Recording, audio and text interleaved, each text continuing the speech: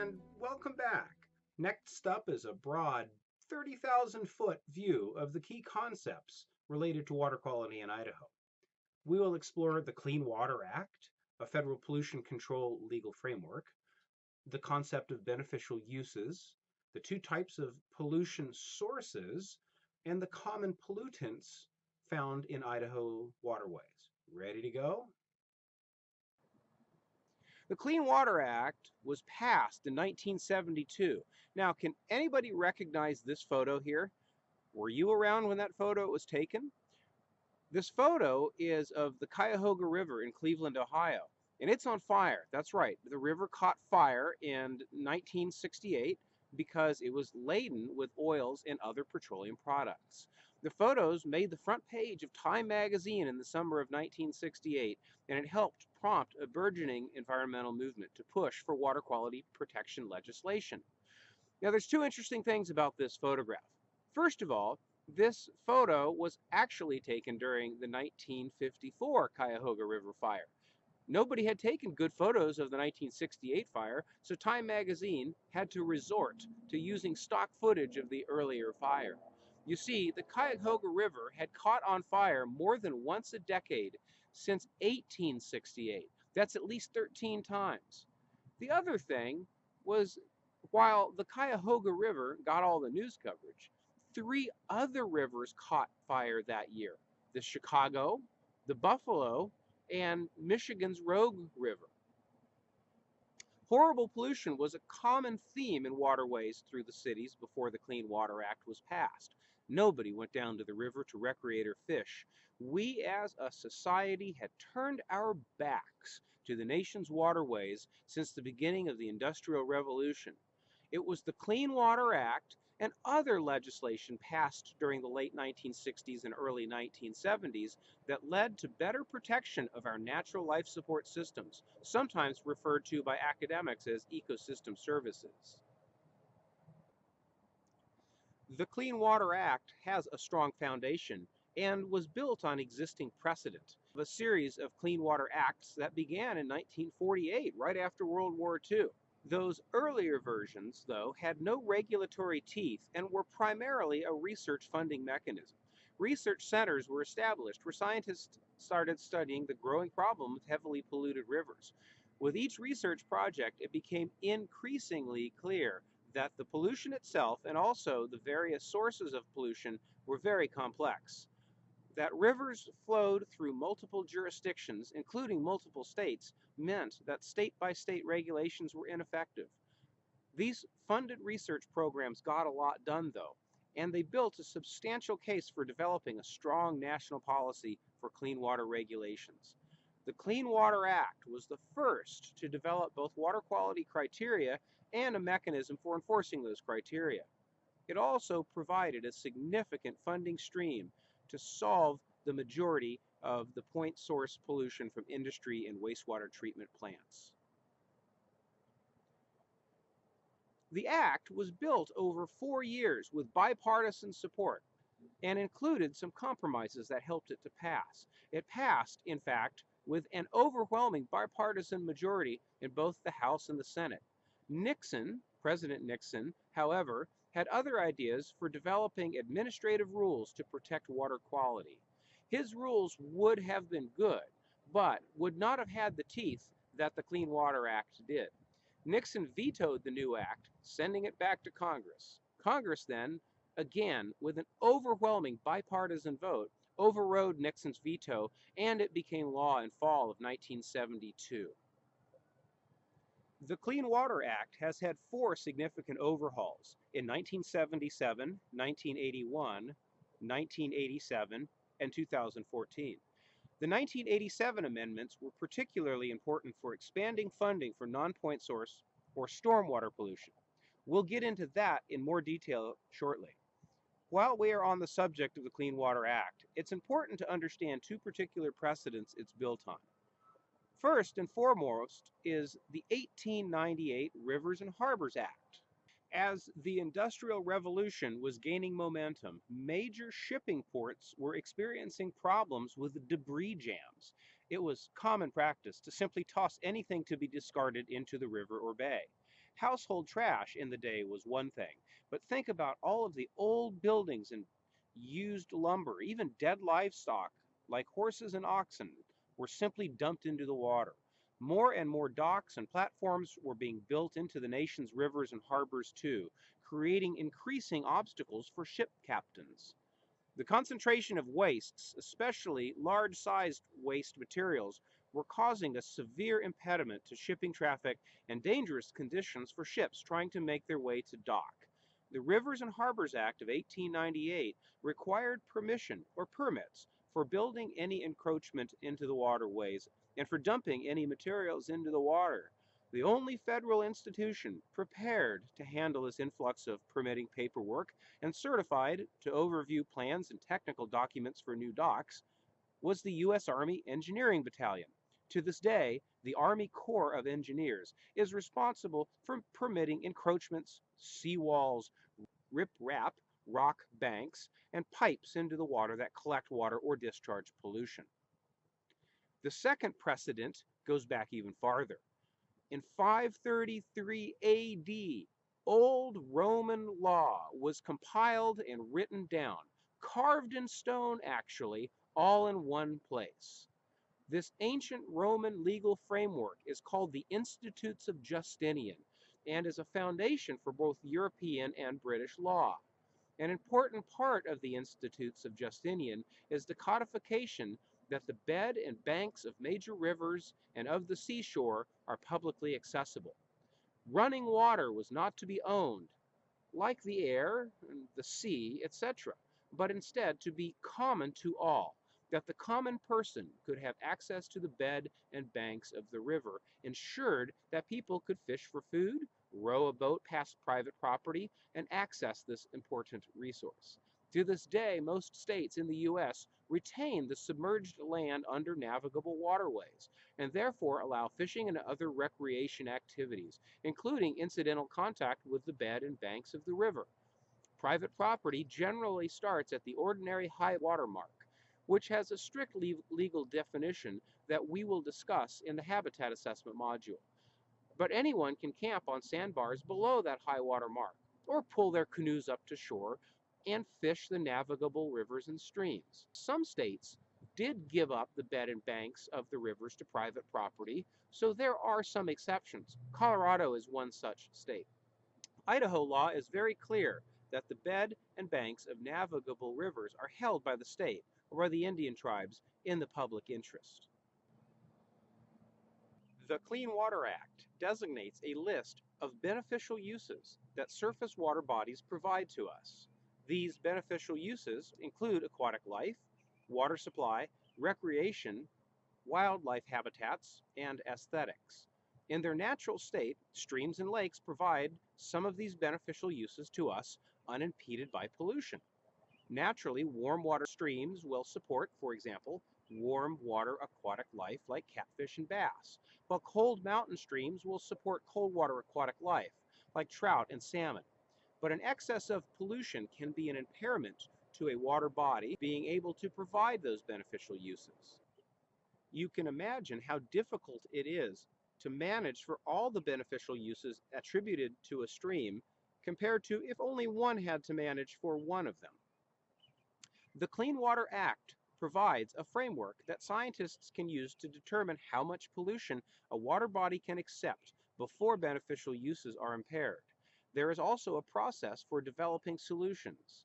The framework and solutions are sort of like a doctor's prescription. That is, if people follow the prescription for cleaning up the waterway, the water quality will improve. Of course, one can always ignore a doctor's prescription, but that won't make you healthier. These prescriptions are called Total Maximum Daily Loads, or Tmdls. They are technical documents that outline how the impairment happens, lists where the sources of pollution are, and explains scientific methods for ensuring data quality. In Idaho, the Department of Environmental Quality hires scientists to write these Tmdls in an effort to improve water quality. DEQ has a good website that describes Tmdls and beneficial uses in more detail. You can find that web link on the screen here, and also in the list of links in the online class platform. To make the process more efficient, TMDLs are written to protect the most difficult to achieve beneficial use. That is, while irrigation water is an important beneficial use, cold water aquatic life is often most easily impacted by pollution, and so the TMDL will be written to address the pollutants that affect that. Pollution is a change in the biological, physical, and/or chemical properties of water that is harmful to humans or aquatic life. Pollution can come from two broad sources. The easiest to describe is point source pollution. This describes discharges of substances from a single identifiable source, like an outfall pipe. The 1972 Clean Water Act did a good job of reducing and eliminating most of the point sources of pollution by enforcing clean water standards and by providing funding for wastewater plants and industries to develop better pollution control techniques. Point source discharges were fairly quickly reduced, and the rivers in the U.S. no longer caught fire, and some began supporting fisheries within the next 10 years. However, improvements to our nation's water bodies plateaued by the early 1980s. The Clean Water Act was written primarily to focus on point sources of pollution. It did not adequately address the other broad pollution source, called non-point source pollution. Non-point source pollution emerges from a broad variety of places across the landscape, from a few drops of oil on a parking lot, from a leaky car, to the rubber dust from tire wear, to excess fertilizers running off of a lawn, to soil erosion from a poorly managed construction project. Non-point source pollution is like the old phrase, a death by 1,000 cuts. While no single incident of pollution being released into the water might cause a problem, the accumulated effect of countless bits of pollution across the landscape, all washing into the stream, concentrates the impairment to a stream's beneficial uses. The 1987 amendments to the Clean Water Act provided a separate regulatory and funding mechanism to try to tackle the vexing problem of non-point source pollution. Regulations focused on enforcing the implementation of best management practices, like sediment control measures and secondary containment for chemical storage tanks. Funding focuses on helping communities to pay for investments in pollution solutions and BMP installations. This funding is handed to states to competitively fund projects through grants via Section 319 of the Clean Water Act. You might hear about a quote, 319 pollution control project, unquote. This refers to the fact that the funding originated with the Clean Water Act. Projects are proposed to Idaho Basin Advisory Groups, which are groups of stakeholders from a wide swath of the community who make decisions about how to best spend these grant funds. Now that we know where the pollution comes from, let's take a look at the most common types of pollution found in Idaho's waterways. The top three are sediment, nutrients, and temperature.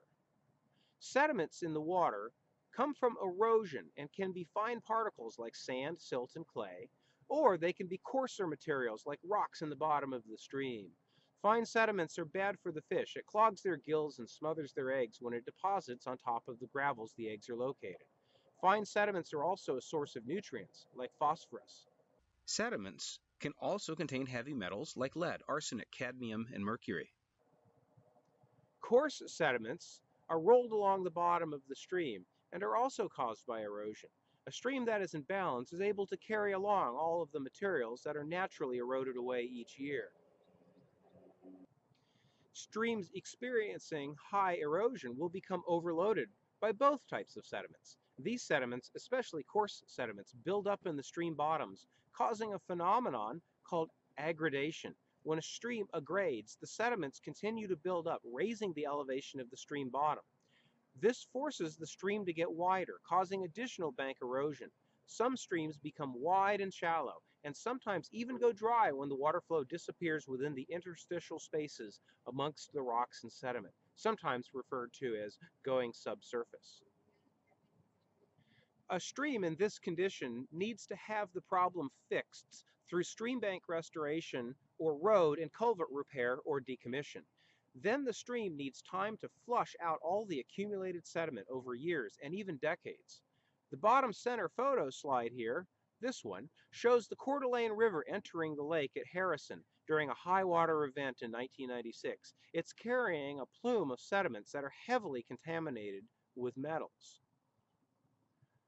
Now, nutrients are fertilizers and can come from a lot of watershed activities. The two primary nutrients of concern in the water are phosphorus and nitrates.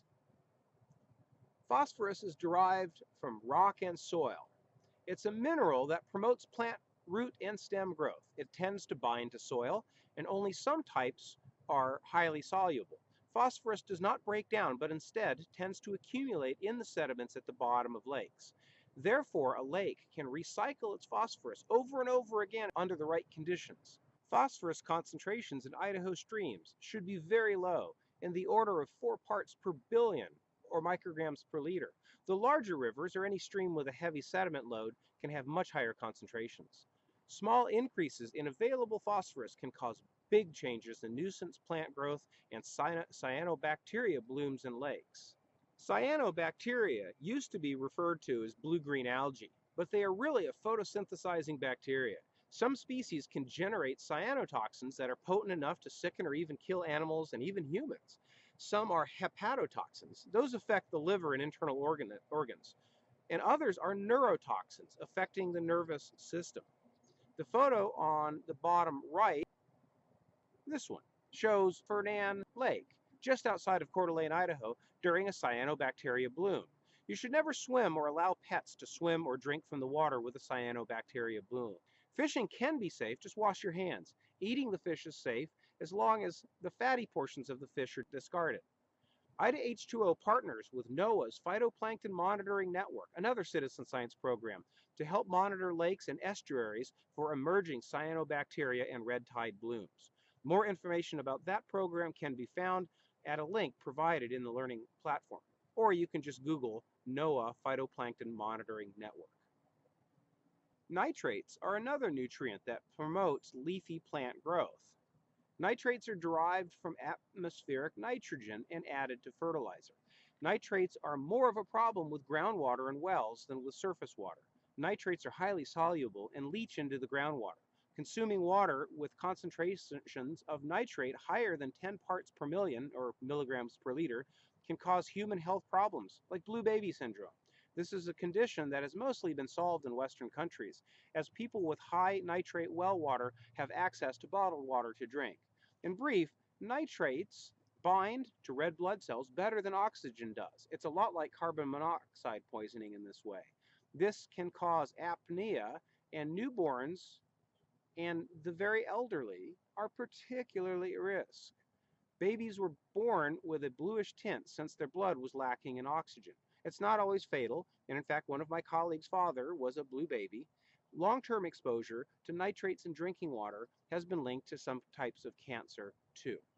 Other nitrogen-based nutrients include ammonia and nitrites. These too can cause undesirable plant growth, but are not a strong promoter for cyanobacteria blooms. Increases in all nutrients can cause rapid plant growth called a bloom. When the nutrients are exhausted at the end of the bloom, the plants, including single-celled algae, die off and float down to the bottom of lakes or rivers. Bacteria there naturally break down and consume these dead plant materials. This process consumes dissolved oxygen and can result in extremely low dissolved oxygen concentrations, or anoxia, in lake water. An interesting phenomenon with nutrients is that a natural balance of phosphorus and nitrates is expressed as a ratio of anywhere from 1 to 7 to 1 to 70 phosphorus to nitrogen. Okay, that's a wide range, and it's still under a lot of research, but you can think of nitrates as like salad, and phosphorus is, well, donuts. So think of it like this: if you eat a whole lot of salad and very few donuts, you'll probably be pretty healthy. If you increase the donuts to salad ratio, your metabolism will suffer. When that phosphorus to nitrogen ratio changes in lakes, the cyanobacteria blooms tend to appear. Nitrates are actually added to some lakes, especially in the Midwest, but also here in Dvorak Reservoir near Orofino, Idaho, to keep the lake's metabolism in better balance. At Dvorak, The Army Corps of Engineers tests the lake water on Tuesdays to determine how much excess phosphorus is present. By Thursday, a boat is adding nitrate at the correct rate to bring the phosphorus-nitrogen ratio back to a healthy level. Real-world field research has demonstrated how this works. With sufficient nitrates in the water, the regular old green algae, phytoplankton, can compete well with the cyanobacteria. The algae is the primary food source for the zooplankton. These are tiny animals that zip around in the water column and which in turn feed the small fish, which in turn feed the big fish, which in turn feed the eagles and the osprey and, well, us too. So a system in balance doesn't turn all green and scummy and gross, like that bottom right photo I showed you a moment ago. Here, this one. If the phosphorus to nitrogen ratio remains too high, the green algae population is outcompeted by the cyanobacteria, leaving less food available for zooplankton. Many cyanobacteria are nitrogen fixers. They can chemically turn atmospheric nitrogen into nitrates, much like legumes do with their root nodes. Regular green algae cannot fix nitrogen in this way. Therefore, cyanobacteria have an advantage when phosphorus concentrations increase. They can outcompete the run-of-the-mill green algae. Zooplankton don't eat the cyanobacteria as readily. This, in turn, reduces the food available for the small fish who eat the zooplankton, while the cyanobacteria thrive and blooms and cause problems. Remember, too, that not all sediments and nutrients are pollutants. Streams naturally move sediments around. It's only a problem when there's too much sediment in the system. Each ecosystem is unique, based on its abiotic and biotic characteristics. Natural ecosystems need some nutrients to drive the food web. Cold water aquatic life is especially affected by increases in water temperature. Thermal pollution affects organisms' metabolism. It also affects the water's ability to carry dissolved oxygen. The higher the water temperature, the less oxygen is physically able to dissolve in the water. This is the opposite of dissolved solids, where warmer water can carry higher concentrations of dissolved solids. Our waterways have been warming significantly over the last century for several reasons. First is that we build cities with parking lots and roads and rooftops, all of which absorb heat. The heat is carried off in stormwater to the streams. But even in rural areas, we have lost the brushy, almost impenetrable riparian shrubs and trees that naturally line our waterways. These are called riparian buffer zones, and they moderate the water temperature in two ways. First, they provide shade. Now, this doesn't actually cool the water, but it actually helps to keep the water from getting warmer on hot, sunny days. Secondly, they do act sort of like a swamp cooler by providing evaporative cooling. Plants take up water that is transpired or evaporated from their leaves. This process provides a small amount of actual cooling for the area immediately adjacent to the stream. But many people like their direct views of the stream and lake and have a tendency to cut down the riparian zones. Protecting or reestablishing riparian zones can solve both erosion and temperature pollution problems. There is also a direct connection between water quantity and thermal quality. Streams may develop water temperature problems from reductions in the flow caused by irrigation withdrawal, incised streams that drain adjacent groundwater, and reduced groundwater inflow by wells, or lack of wet season recharge. Some temperature problems can be corrected through practices that increase flow. Larger lakes undergo a phenomenon called stratification. In the summer, the surface water absorbs sunlight and warms up more than the water at depth. This warmer water is less dense and literally floats above the colder water below. You may have experienced this while swimming in a lake. Stick your foot way down or swim down maybe 10 feet or so, and you will feel a rather sudden drop in temperature. The layer of warm surface water, called the epilimnion, epi means surface and limnion refers to the lake, will persist all summer because it's so much less dense than the cold water below. You will find warm water fish like bass living here. It effectively cuts the bottom water, or hypolimnion, off from the atmosphere. Cold water fish like trout will find a refuge from the lethally hot surface water, but they can also suffer from low dissolved oxygen concentrations. if a lot of plant life blooms at the surface and then dies and then decomposes at the bottom. Hopefully, the trout can hang on until colder weather conditions in the fall is able to cool that surface water to equal the bottom water. This results in fall phenomenon called turnover. All the nutrient-rich but oxygen-poor bottom water suddenly mixes with the nutrient-poor and oxygen-rich surface water. The cold water fish get a welcome reprieve from low oxygen concentrations and lots more habitat to work with. Now, Idaho has other pollution problems too. In some areas with historic mining activities, metals like lead, arsenic, cadmium, and 9 others contaminate soils and sediments. Most heavy metals are not very soluble in water and are also physically heavy, and so tend to stay locked in the sediments. But anoxic conditions with dissolved oxygen below about 2 parts per million, milligrams per liter, can enable redox reactions to mobilize metals in the sediment and increase their solubility. Reduction oxidation chemistry is very complex, but the phenomenon of metals dissolving out of lake sediments and into the water column and then redepositing as a distinct layer on top of the sediments has been photo-documented at the bottom of Lake Coeur d'Alene.